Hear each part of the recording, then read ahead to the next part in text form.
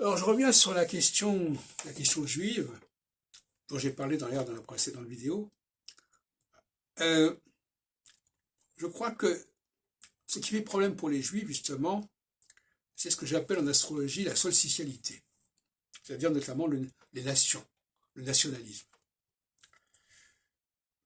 dont Herzl a parlé justement dans l'État juif, en croyant, au lendemain de la révolution de 48, en croyant que la solution pour les juifs, c'était une nation. Bon.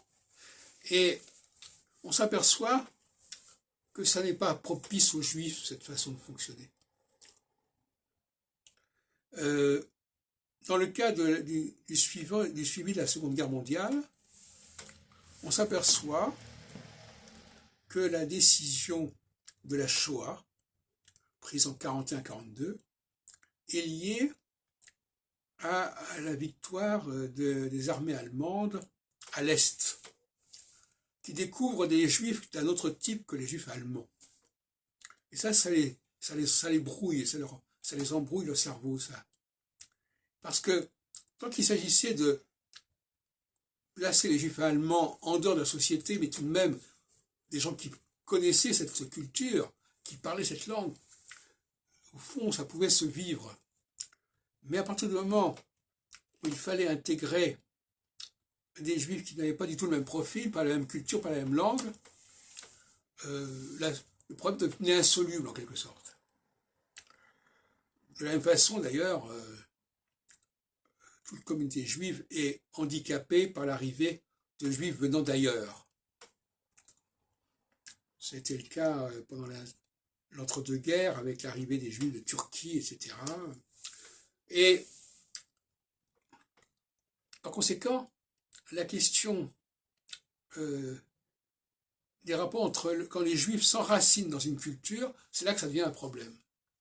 Parce qu'ils sont marqués par cette culture et ils se différencient par cette culture. Parce que la culture des juifs polonais n'est pas la culture des juifs allemands ou des juifs français, etc. Et donc ça crée des perturbations, ça brouille l'image des juifs. Et même en Israël, on a le même problème. Parce qu'en Israël, on a des juifs qui viennent de pays très différents et qui, d'ailleurs, se regroupent d'après leurs origines. Ça a toujours été le cas aussi en France. Et il apparaît que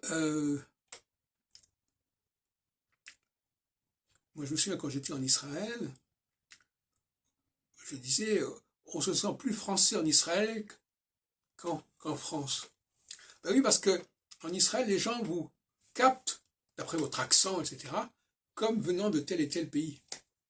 Et donc finalement, c'est assez étrange qu'en Israël, on se sente moins juif que dans son pays d'origine.